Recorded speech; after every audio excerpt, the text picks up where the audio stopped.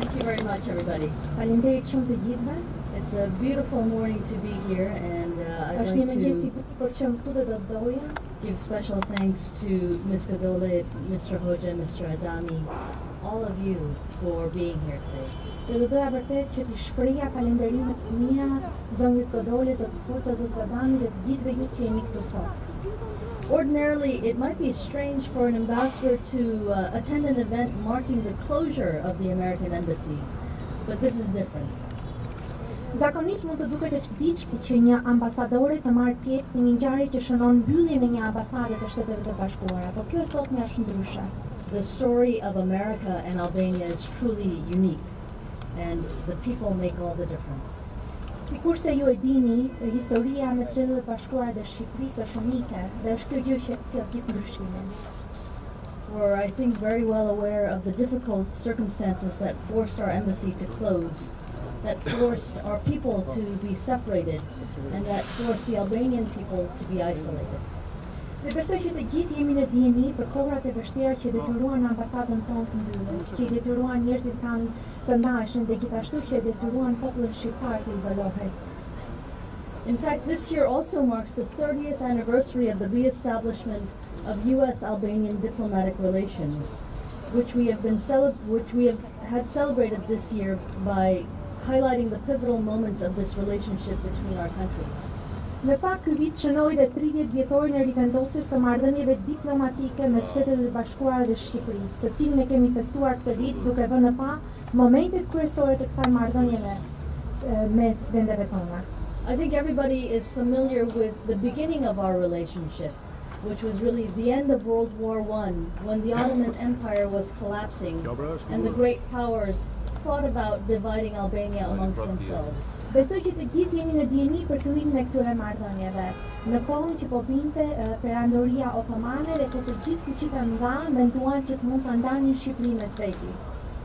I'm very proud as an American that it was the American president, Woodrow Wilson, who spoke up and said, no, Albania is a country, it's a nation, it is sovereign, and it should have an independent country.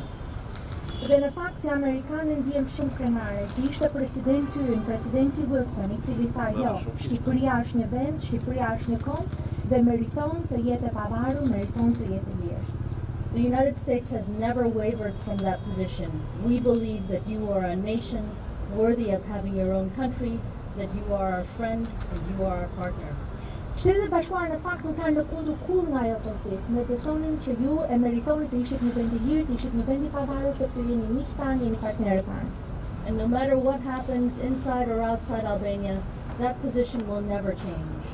Dhe pavarësisht se çfarë mund të ndodhë brenda apo jashtë Shqipërisë, ky pozicion, kjo pozitë nuk ka për të ndryshuar. After the end of World War II in 1945, an American observer mission had been sent to Tirana to explore the possibility of resuming diplomatic relations that were disrupted by World War II. Pas përfundimit të luftës botërore në 1945, një mision vëzhgues amerikan ishte dërguar në Tiranë për të shqyrtuar mundësinë e rifillimit të marrëdhënieve diplomatike që qëndërprerë nga lufta e dytë botërore. But the communist government harassed the members of the mission so severely that they left in November 1946 with no relationship established. Por qeveria komuniste i sulmoi antarët e misionit aqashpër, saqë ata u larguan në nëntor të vitit 1946 duke mos rivendosur asnjë lidhje. The communist dictatorship also began closing the country and tightening its grip, sealing borders, building hundreds of thousands of useless bunkers against imagined enemies. Diktatura komuniste filloi ta mbyllë vendin dhe të shtrëngonte kontrollin e saj, duke mbyllur kufit dhe duke ndërtuar qindra mira bunker të panevojshëm për të shmangur pushtimet imagjinare. So this is where this exhibit comes into play. This is where our relationship comes into play. The communists were not satisfied with physically closing the country. They wanted to spiritually close the country. Dhe në fakt ky është edhe thelbi I kësaj ekspozite të sotme. Kjo është arsyeja pse kemi dhe këtë ekspozitë sot, sepse komunistët nuk ishin thjesht të kënaqur me mbylljen e kombit, por ata gjithashtu dëshironin që ta mbyllin atë fizikisht edhe shpirtërisht. They hunted the people who had worked for the American embassy, who had worked for international organizations, condemned those who knew anything about the outside world and spoke up, persecuted people, put them into concentration camps. I see a lot of young people today. You may not know about this. Learn about it. It's really important. Last month I also went to Spach prison. And if you haven't been there and you go there, it's unbelievable. But it's part of history and it's really important for you to know about it. Dhe në fakt ajo që ndodhi ishte që me qindra persona filluan të persekutoheshin. Kjo ndodhi me persona të cilët kishin pasur marrëdhënie me misionin e Shtetet Bashkuara, me organizata ndërkombëtare, me persona të cilët kishin parë se çfarë ishte bota e jashtme. Kështu që ata nisën të përsekutojnë njerëzit, duke I dërguar ata në kampe përqendrimit. Dhe jam vërtet e kënaqur duke të që të mësojnë se çfarë janë kampet e përqendrimit. Nëse nuk e keni idenë se çfarë janë, përpiquni të edukoheni për to.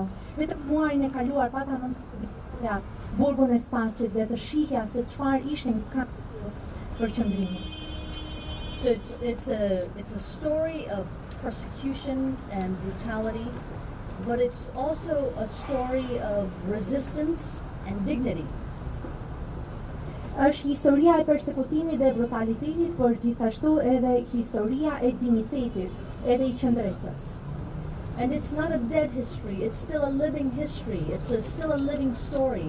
And as Ms. Godola has mentioned, she and so many others, I'm sure some of you in the audience, either personally were persecuted, or you have family members who are persecuted. So this is not a fairy tale that belongs in a faraway land. Dhe në fakt është e rëndësishme ta theksojmë që kjo nuk është një histori e vdekur, kjo është një histori e gjatë. Edhe sikurse përmendi me të drejtë zonja Kodole, por dhe të tjerë. Ndoshta ju mund të jeni persona që jeni ndikuar, që jeni të prekur, keni qenë të persekutuar gjatë asaj periudhe, ose mund të keni miq ose të afërm tuaj të cilët kanë vuajtur persekutime të tilla.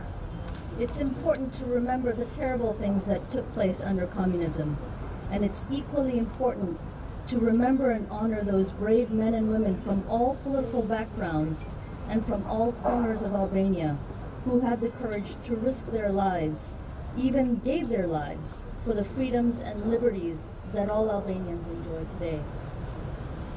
Dhe prandaj është e rëndësishme që të kujtojmë gjithë këta njerëz, është e rëndësishme që të kujtojmë gjithë merret që këta persona kanë kaluar. Është e rëndësishme që të kujtojmë ato burra trima dhe gra trime nga gjitha formacionet politike, nga gjitha anët e Shqipërisë, që patën guximin të rrezikonin jetën, madje ta jepnin ata për liri dhe për drejtat që sot gëzojnë gjithë.